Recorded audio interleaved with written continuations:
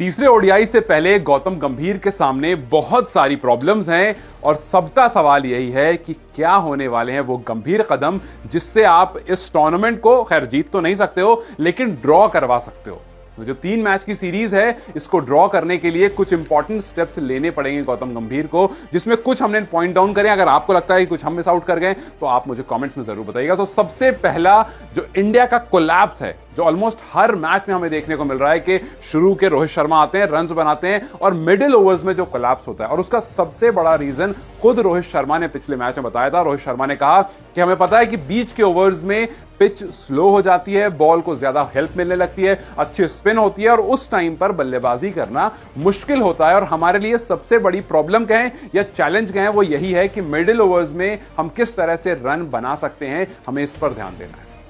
तो वाकई सबसे बड़ी प्रॉब्लम यही है और गौतम गंभीर का सबसे बड़ा चैलेंज भी यही होगा, क्योंकि देखिए वो टाइम आ गया है कि आप एक मैच हारते हो और गंभीर पर सारा ब्लेम, और एक मैच जीतते हो तो सारी तारीफ गंभीर की तरफ। ये होने लगा है क्योंकि जब श्रीलंका के खिलाफ 27 सालों के बाद पहला मैच इंडिया हारा तो हर तरफ से विलेन अगर कोई दिख रहा था लोगों को तो गौतम गंभीर। लोग कह रहे थे कि यार बहुत सारे एक्सपेरिमेंट हैं, कहीं किसी को मिडिल ऑर्डर भेज रहे हैं, कभी किसी को भेज रहे हैं। इस वजह से हमें दोनों मैच में एक अजीबोगरीब दिखा हाल।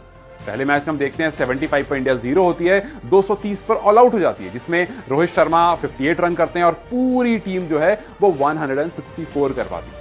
दूसरे मैच में कुछ ऐसा ही हाल, 97 पर 0, 208 पर ऑल आउट, 64 रोहित शर्मा करते हैं और पूरी टीम 129 रन कर पाती है। तो ये जो कोलैप्स है ये सबसे बड़ा चैलेंज है और इस चैलेंज से निकलना पड़ेगा, क्योंकि जो हमारे मिडिल ऑर्डर है जैसे विराट कोहली, श्रेयस अय्यर, राहुल, दुबे, इनके रन अगर आप देखेंगे तो विराट के 24-14, आपको अय्यर के 23 और 7, राहुल के 31 और 1 डक, फिर दुबे के 25 और 1 डक। तो इस तरह के स्कोर्स हमें देखने को मिले और शायद इसी वजह से रोहित शर्मा भी काफी कंसर्न थे कि पावर प्लेस के बाद जिस तरह से बल्लेबाजी हो रही है उस पर हमें देखने की और बात करने की जरूरत है।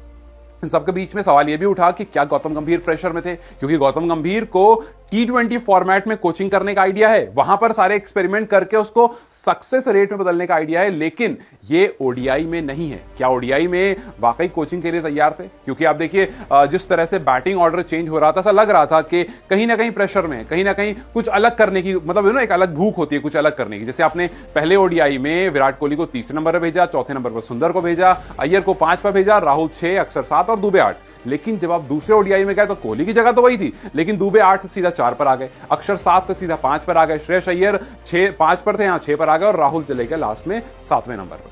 तो ये जो पूरा मिडिल ऑर्डर आपने चेंज करा, ये कहीं ना कहीं लोगों को लग रहा था कि गौतम गंभीर के ऊपर वो प्रेशर आ रहा था वो प्रूव करने का कि जी गंभीर कुछ भी चेंजेस या कुछ भी एक्सपेरिमेंट करते हैं तो उसमें सक्सेस रेट दिखाते हैं। लेकिन यहां पर ये एक्सपेरिमेंट जो था वो बैकफायर कर गया और शायद इसी वजह से लोग सवाल भी कर रहे हैं कि यार क्या बहुत सारे एक्सपेरिमेंट कहीं हार्मफुल तो नहीं हो रहे हैं। एक ये, उसके बाद आते हैं स्पिनर्स। श्रीलंकन स्पिनर्स हमारे स्पिनर्स से काफी बेहतरीन गेंदबाजी कर रहे हैं और इस वजह से हम उनकी विकेट्स नहीं ले पा रहे हैं और वो हमारी विकेट्स ले रहे हैं। मतलब आप देखो श्रीलंका में दोनों मैच में ऐसा हुआ कि शुरू में विकेट्स गिरती हैं, फिर उसके बाद लास्ट की 3-4 विकेट हम नहीं ले पाते। लास्ट में 3-4 विकेट बच रही होती हैं, वो रन्स काफी सारे बन जाते हैं और हमारे साथ जस्ट उल्टा हो रहा है। हम शुरू की 1-2 विकेट देर से गिरती है और उसके बाद जब कोलैप्स शुरू होता है तो वो बिल्कुल हो जाता है, लास्ट में अक्षर आकर थोड़े बहुत रन बना देते हैं, वरना कुछ भी नहीं हो पाता है।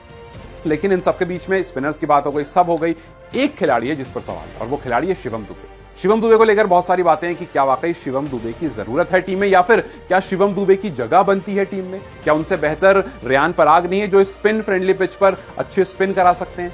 क्या 11 में शिवम दुबे की जगह बनती है या फिर रेयान पराग ज्यादा बेहतर ऑप्शन है? रीजन बहुत सारे हैं। पहला रीजन यह है कि वो स्पिन को अच्छा खेलते हैं, दूसरा रीजन यह है कि वो स्पिन गेंदबाजी करते हैं। शिवम दुबे के बारे में यह बात है कि वो स्पिन को तब तक अच्छा खेलते हैं जब तक पिच में ज्यादा स्पिन नहीं मिलती। अगर ज्यादा स्पिन मिलती है या ज्यादा अनइवन बाउंस मिलता है तो शिवम दुबे को बहुत परेशानी होने लगती है और हमने दोनों मैचेस में यह चीज देख ली। तो अब देखना यह है कि ये जो बहुत सारी प्रॉब्लम्स हमें दिखी हैं इसका क्या ओवरकम, क्या सोल्यूशन है, क्योंकि श्रीलंका जो है वो हर मैच में आपके सामने कुछ नया लेकर आ रहा। उनके मेन स्पिनर्स, मेन बॉलर्स उनके पास नहीं है, उसके बावजूद वो इतनी अच्छी परफॉर्मेंस कर रहे हैं और बल्लेबाजी तो खैर क्या ही कहने। 101 पर 5 विकेट थी उनकी पहले ओडीआई में और 230 पर 8, सिर्फ 3 विकेट गिरती है, लगभग 130 रन जोड़ देते हैं। उसके बाद दूसरे ओडीआई में 136 पर 6 थी और 240 पर फिर 9 होती है। वही लाके दोनों मैच में रन स्कोर करते हैं। तो चेंजेस बहुत सारे करने की जरूरत है। अब वो ऑर्डर में चेंजेस होंगे, कुछ खिलाड़ी बाहर जाएंगे, कुछ अंदर आएंगे। रोहित शर्मा की अप्रोच तो खैर चेंज नहीं होनी, उन्होंने खुद भी कहा है कि मैं इसी अप्रोच का खेलूंगा, लेकिन कोहली, गिल, राहुल ये सब जो हैं क्या नई अप्रोच लेके आएंगे, किस तरह से मिडिल ऑर्डर्स में खेलेंगे, किस तरह से स्पिनर्स को टैकल करेंगे, बहुत सारे सवाल हैं और इन सारे सवाल का जवाब आपको अगले मैच में मिलेगा। लेकिन क्या आपको लगता है इनके अलावा और भी कोई इश्यूज है जो गौतम गंभीर को जिस पर ज्यादा ध्यान देना चाहिए, और अगर वो रह गया तो शायद हम तीसरा ओडीआई हार जाएंगे और 27 साल के बाद श्रीलंका से हम सीरीज भी हार सकते हैं। खैर आपको क्या लगता है मुझे कमेंट सेक्शन में जरूर बताएं। वीडियो अगर पसंद आई हो तो लाइक और शेयर जरूर करें।